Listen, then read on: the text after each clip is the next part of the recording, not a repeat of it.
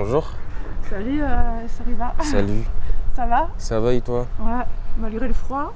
Ouais, il fait un peu froid là, c'est dommage, il fait pas beau. Ouais. Hier il faisait beau. Donc t'es en pleine révision là, Ah, en pleine révision pour le bac. pour le bac. Ouais, Et alors, t'es confiant? confiant, toujours confiant. Il faut avoir confiance en soi, confiance en Dieu.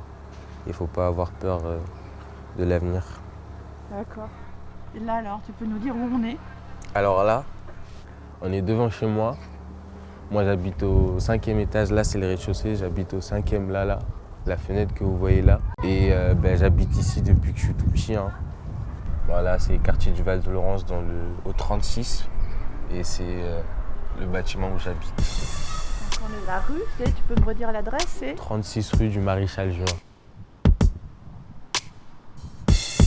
donc, pour cette petite balade dans le quartier, on t'a demandé à un de tes amis de venir? Ouais, j'ai demandé à Sekou, là il va venir et il va se présenter. Sekou que je connais depuis qu'on est en maternelle. Il habite sur le quartier du Val avec moi et il va se présenter, il va nous dire qui il est. Bonjour à tous, du coup je m'appelle Diaby Sekou. Après comme Sariba, du coup moi j'habite ici, lui il habite juste ici, moi j'habite l'immeuble qui se trouve juste en face là. Et on se retrouve, on se croise souvent même pour aller au lycée, on prend le même bus à la même heure à chaque fois. Et etc. Est-ce que toi, t'as déjà été relogé ou t'habites dans cet appartement en face depuis que t'es petit? Oui, moi j'ai été relogé plusieurs fois, j'ai déménagé 3 fois. Enfin, je suis né un peu plus au-dessus, à 3 rue du Maréchal Lyoté. Ensuite, j'ai déménagé juste à côté et puis j'ai déménagé ici, même qui se trouve derrière. Et toujours donc au Val-de-Laurence. Toujours ici, dans le même quartier, ça fait 18 ans, dans le même quartier. Mais je suis assez content d'avoir pu avoir cette chance de passer 18 ans de ma vie dans le même quartier. Rencontrer les mêmes personnes, etc., ça m'a fait un grand plaisir. C'est facile donc d'avoir 18 ans au Val-de-Laurence? En vrai, je dirais que ça dépend pour qui. Pour nous, je pense que ça a dû être facile parce que on se connaît, on a grandi, on est de la même génération et on est des gens, on n'est pas trop timides, ça va. Et ça dépend en fait du tempérament de chacun. Il y a des gens qui foncent beaucoup plus dans le tas, on va dire. Et eux, peut-être que c'est un peu plus compliqué dans le quartier du Val-de-Laurence d'avoir 18 ans pour eux, par exemple, parce que des fois, plus on grandit et plus l'individualité, on a envie de vivre, non pas par rapport au groupe, mais par rapport à la personne qu'on est.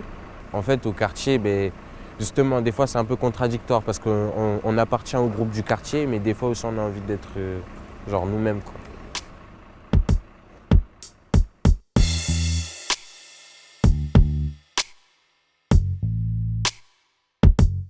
Alors là, on voit bien le petit Tess et on voit le grand Tess aussi un peu. Et je voulais savoir, qu'est-ce que vous, quand vous voyez ces bâtiments au niveau architectural, ce que vous en pensez? Est-ce que voilà.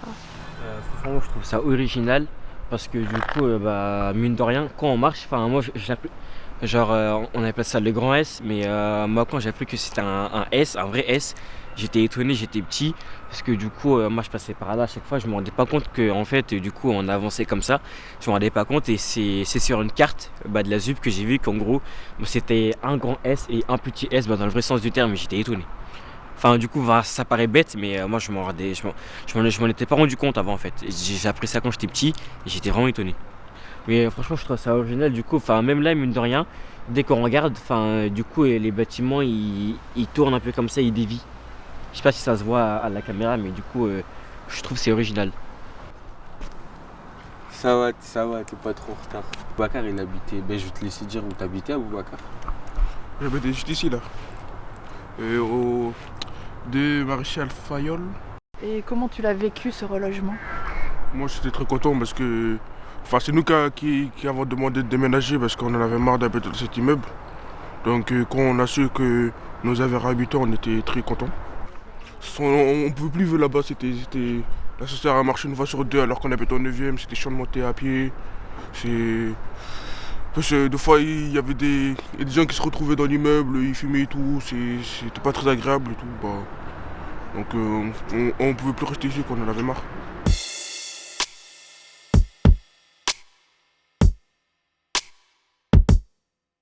Donc là, on continue notre balade dans le quartier et là, je m'arrête ici. Et en arrière-plan, il y a un immeuble. Et pourquoi je m'arrête là?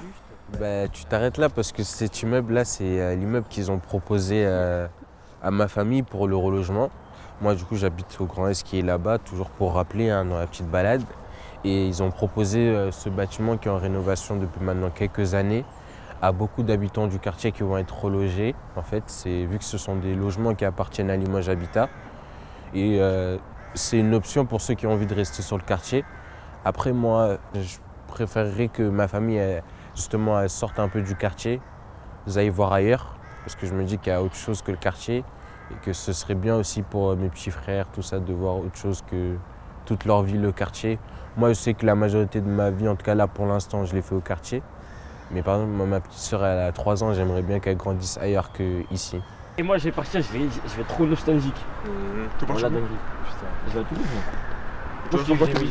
Pourquoi je te dis, mais là, je Ouais, mais tu vas déménager à Toulouse? Bah oui, je pars cet été là. Non, tout seul ou tu vas en famille? Je vais prendre mon appart. À quel moment on découvre autre chose que son quartier quand on est jeune? Je dirais au niveau extrascolaire du coup parce que moi je pratique énormément de basket. Et c'est là que j'ai commencé à aller voir ailleurs, surtout voir d'autres choses. Et c'est aussi là où j'ai commencé à changer de cercle d'amis.